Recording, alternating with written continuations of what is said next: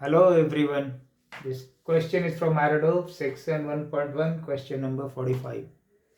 The question is, a shell acquires the initial velocity v is equal to 320 meter per second, having made n is equal to 2 turns inside the barrel whose length is equal to L is equal to 2 meter.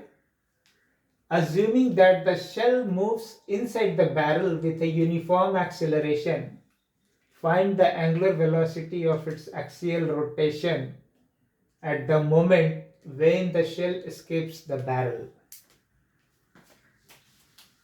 तो यहाँ पे shell को fire किया गया. जब fire किया उस समय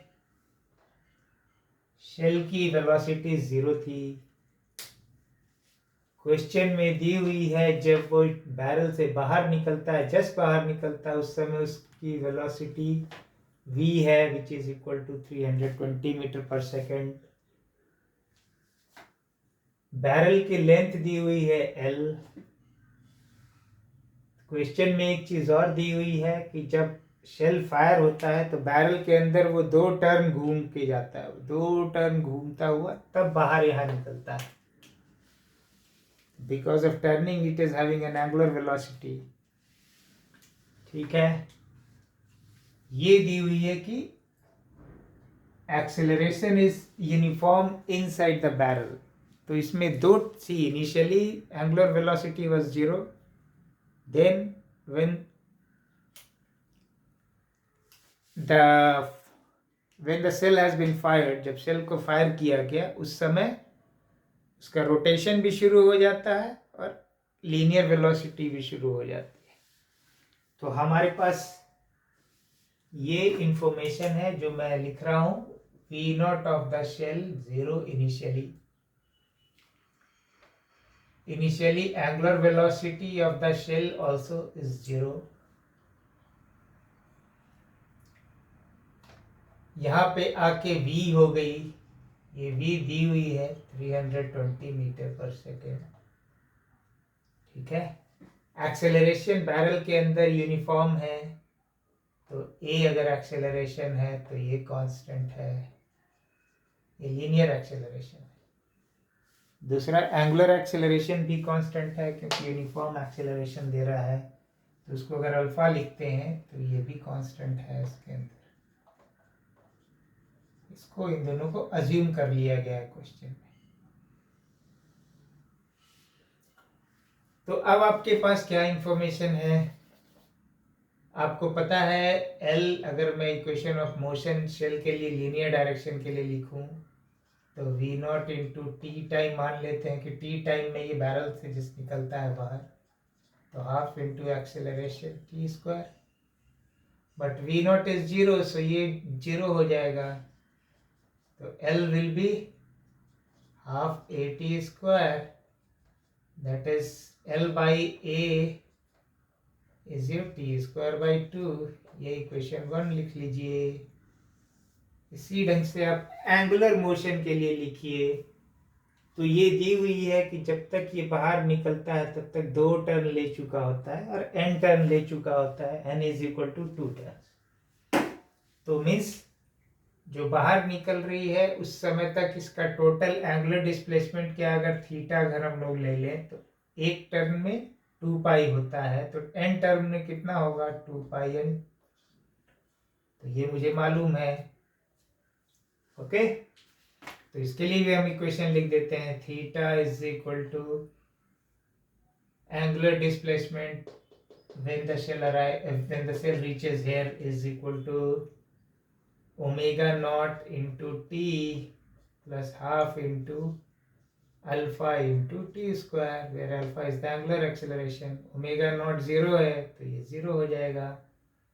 तो आपको यहाँ से मिल गई theta by alpha is equal to T square by 2. 1 और 2 को देखिए, बोथ आर सेम, सो इसलिए L by A is equal to theta by alpha. ठीक है. अब नाउ ए एंड अल्फा अगर मुझे मालूम हो जाए तो ओमेगा निकाल सकते हैं हम। तो ए को निकालने के लिए यहाँ पे वी मालूम है, इनिशियल 0 है, तो आपको v इज इक्वल टू क्या मिल गया, initial velocity 0 plus acceleration into time. तो a आपको मिल गई v/t, राइट। सेम वे आप अल्फा के लिए, ओमेगा के लिए आ जाइए, समझ लीजिए यहाँ पे ओमेगा अगर उसकी एंगुलर वेलोसिटी है तो omega will be omega naught is 0, initial angular velocity is 0 into alpha t, so alpha is omega by t। अब a और अल्फा का वैल्यू इन इक्वेशन 2 में डाल दीजिए, a and alpha values in equation 2, in equation 3 sorry. तो a क्या हो गई, v/t theta by alpha, alpha क्या हो गया ओमेगा बाई टी। तो यहाँ से मुझे क्या मिल गया, टी टी कैंसिल आउट हो जाएगा, तो L by V is equal to theta by omega.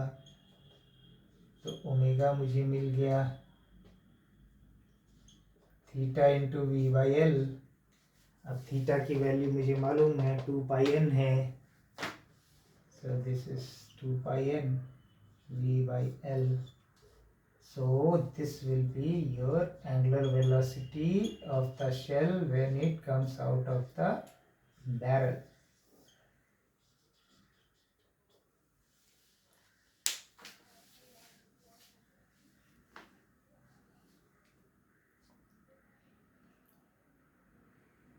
Hopefully